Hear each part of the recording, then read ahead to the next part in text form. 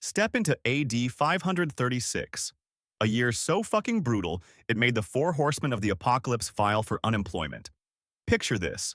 The sky looked like God's asshole after a 3-day bender, perpetually gray and more judgmental than your mother-in-law at Thanksgiving dinner. Sunlight?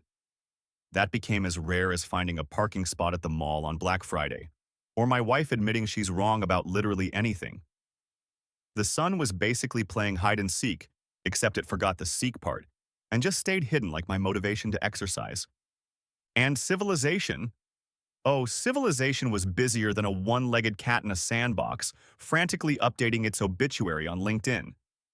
This wasn't just tough times. This was Mother Nature handing humanity a pink slip written in volcanic ash and sealed with a big fat "fuck you very much." Here's the kicker that'll make your balls retract into your throat. It wasn't some dramatic asteroid doing its best impression of God's bowling ball. It wasn't even a war, because apparently humans were too busy dying to kill each other properly. No, it was volcanoes. A few mountains basically said, you know what? Fuck this. And decided to redecorate the entire planet in 50 shades of gray. Spoiler alert, we're still just as fucked as they were. We just have better Wi-Fi while we die. Picture waking up to a world where the sun called in sick. Permanently. That's 536 AD, gentlemen. The sun basically became that lazy coworker who shows up but does absolutely fuck all. The sky wasn't just overcast, it was having a full mental breakdown. Byzantine historian Procopius, and yes, that's a real name, not a venereal disease, described the sun giving off light like the moon, which is like saying your dick works like a wet noodle. Technically present, but nobody's impressed. Cassiodorus, another guy whose parents clearly hated him, wrote letters bitching about how shadows disappeared at noon. The light was so pathetically weak, it couldn't even cast a shadow. Think about that. The sun was performing worse than my self-esteem at a high school reunion. This wasn't some, oh, it's a little cloudy today bullshit. This was the atmosphere having a complete psychotic episode on a continental scale. Witnesses reported sunbeams turned this eerie blue tint, like someone stuck an Instagram filter over the entire planet. Except instead of making you look prettier, it made everything look like it was dying, which it was. And this wasn't some local "my town sucks" phenomenon. Ice core samples from Greenland, because scientists love digging up old dirt to make us feel bad, showed sulfate spikes so insane they'd make a coke addict jealous. The kind that only happen when volcanoes decide to collectively lose their shit and blast enough ash into the sky to cockblock sunlight globally. So no, this wasn't God being pissed off about humanity's poor life choices. This was geology throwing the kind of tantrum that makes a toddler in Target look zen. The real kicker that'll make your testicles crawl up into your ribcage. It wasn't a quick oopsie, my bad situation. That dim, cold hellscape stuck around for years. Longer than most marriages these days. Summer temperatures dropped nearly 5 degrees globally, which doesn't sound like much until you realize that's the difference between growing food and watching everything die slowly. Trees stopped growing properly. You can literally see it in the rings, like nature kept a depressing diary. And when your main source of light and heat essentially ghosts the entire planet like your ex after she found someone with a bigger bank account, everything else falls apart faster than my dad's promises to quit drinking. Crops failed harder than my attempts at online dating. Frost showed up in July like that friend who crashes your party uninvited. People watched their food rot in the fields because nothing could ripen properly. Kind of like watching your hopes and dreams, but with more actual starvation.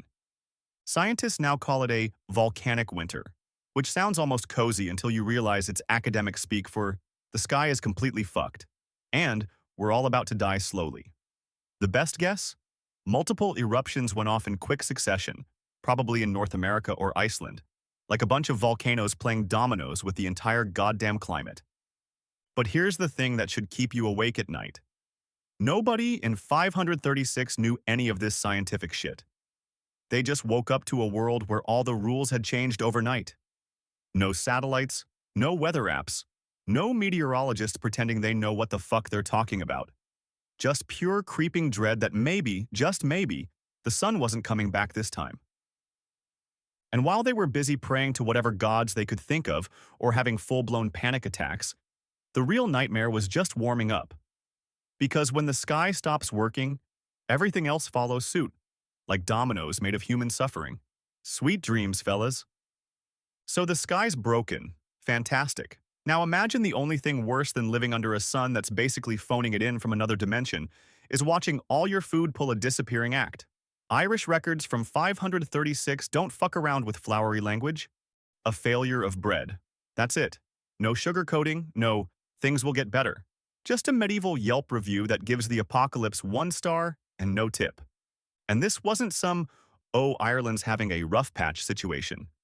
From Scandinavia to China, crops withered in fields like my motivation after seeing my credit card statement. It was like someone hit the cosmic pause button on photosynthesis. You know, that little thing that keeps us all from dying horribly. Summer temperatures dropped enough to turn growing seasons into the world's most depressing prank. Frost in July? Check. That's like getting a boner at a funeral. Technically possible, but everything about it is wrong. Grapes refuse to ferment and turn to vinegar on the vine, which honestly sounds like my last relationship. Apples hardened into bitter, useless lumps. Again, like my ex, but less emotionally damaging. This wasn't just bad harvest weather. This was like nature forgot how to be nature, like it had a stroke and couldn't remember its own job. Tree rings from that period tell the same story. Growth stunted for over a decade, like the entire planet was on a starvation diet it never asked for. And here's where it gets more brutal than watching your parents try to use Facebook. Nobody had a fucking backup plan. Modern supply chains can reroute grain from Argentina to Norway faster than I can order Thai food. In 536, if your local fields failed, you had two choices: eat your stockpile or practice dying gracefully. Some communities ate their seed grain, which is like spending your rent money on lottery tickets. It might feel good now, but next year you're absolutely fucked. Others resorted to boiling tree bark, which sounds about as appetizing as it is. Some hunted animals that were already dying from the same climate disaster because nothing says fine dining like diseased deer jerky. The domino effect was more merciless than my high school guidance counselor. No harvest meant no taxes, which meant no soldiers or infrastructure, which meant societies started eating themselves from the edges in like a cannibalistic Pac-Man game. Scientists call this a climate shock, which sounds way too clinical, like calling a colonoscopy an uncomfortable medical procedure. This was a full system collapse with zero warning signs. No UN reports, no emergency grain shipments, no politicians promising to fix everything while doing absolutely nothing. Just generations of agricultural knowledge rendered more useless than a screen door on a submarine because the sun couldn't be bothered to show up for work. The worst part? This wasn't some tough year, let's get through it together bullshit. The food shortages dragged on for nearly 15 years in some places. 15 fucking years. That's longer than most people stay married these days. So picture this nightmare. You're a farmer watching your wheat turn to gray slush in July, which, by the way, is like watching your dick shrivel up during foreplay. Your kids are hungry, your neighbors are eyeing your grain sacks like vultures at roadkill, and nobody, not the priests, not the king, not your drunk uncle who thinks he knows everything, has any clue why this is happening or when the cosmic joke will end. That's the special kind of hell that was 536. No answers, just consequences. No explanations, just slow starvation with a side of existential dread. And as if starving to death wasn't entertainment enough, the next disaster was already warming up in the bullpen.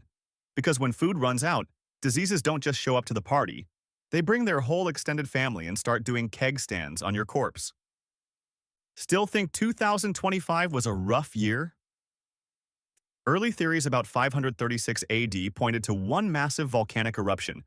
You know, the one big bad guy theory, like blaming all your problems on your ex-wife.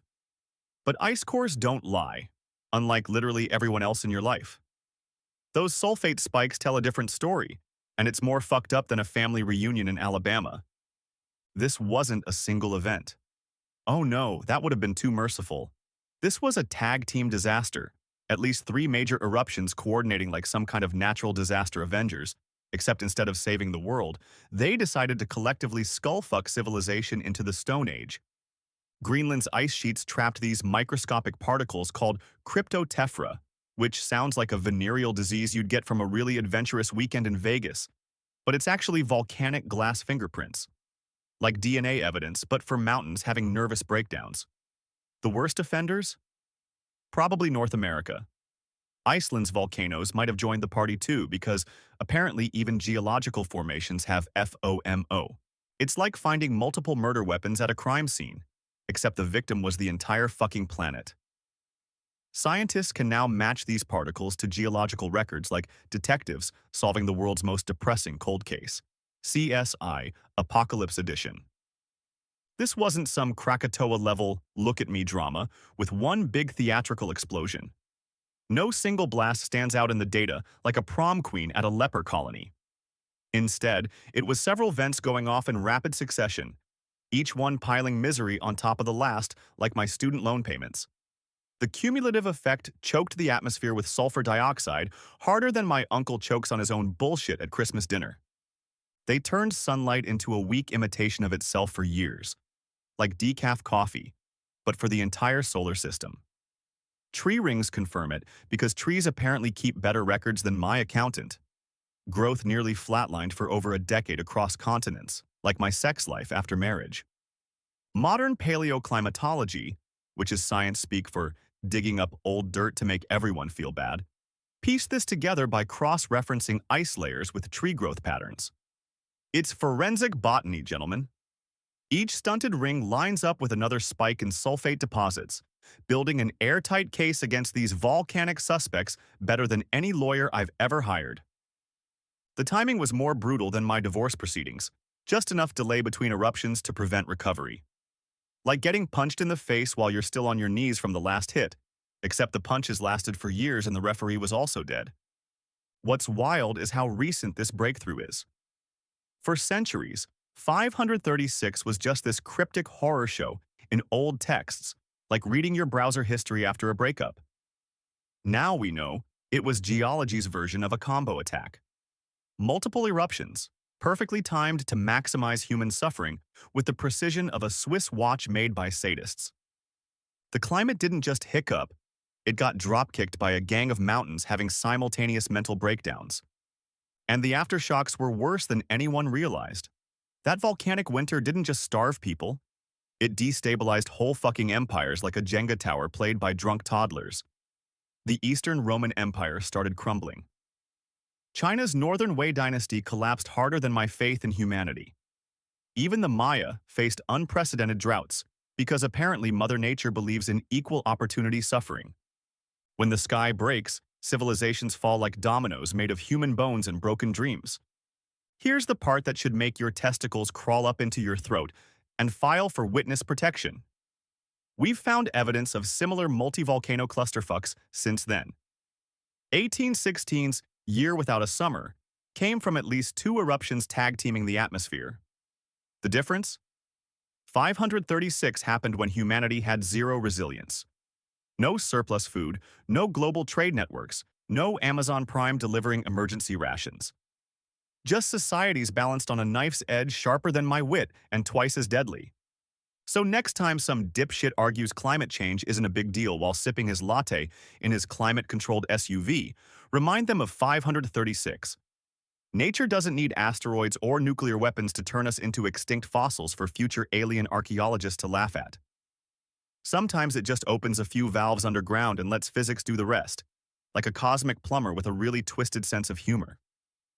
And we think we're the apex species. Please, we're just temporarily successful bacteria with anxiety disorders and student debt. 536 AD wasn't just a bad year. It was the universe's way of sending humanity a very clear message. Hey dipshits, you're not as special as you think. Those volcanoes didn't just ruin a decade like a really committed ex-girlfriend. They knocked over entire empires like dominoes made of arrogance and wishful thinking. And here's the uncomfortable truth that should make you sleep with one eye open. We're still playing the exact same game, just with shinier toys. We think our modern supply chains and satellites make us bulletproof, like having a smartphone somehow makes you immune to getting your ass kicked by geology. Newsflash? Genius. Amazon Prime can't deliver food when the crops are dead, and your GPS won't help when the sky stops working. We're still the same fragile meat sacks our ancestors were, except now we're dependent on 1,000 different systems that can fail simultaneously. like a house of cards built during an earthquake. Multiple climate disasters deciding to team up again? That's not an if, that's a when. And Mother Nature doesn't give a shit about your stock portfolio or your 5-year plan. So next time some mouth-breathing knuckle-dragger calls climate change liberal hype, while driving his lifted truck to buy more guns he'll never use, hit them with this history lesson. Remind them that nature doesn't need nuclear weapons to turn our entire civilization into a footnote in some alien textbook. Sometimes it just needs the right combo of bad luck and basic physics to remind us who's really in charge. We survived 536 by the skin of our teeth and a lot of dumb luck. The question is, are we feeling lucky today? Subscribe for more stories about how humanity barely scrapes by. Because apparently we never fucking learn. And hey, at least when civilization collapses this time, we'll have TikTok videos to document our final moments. Progress, right?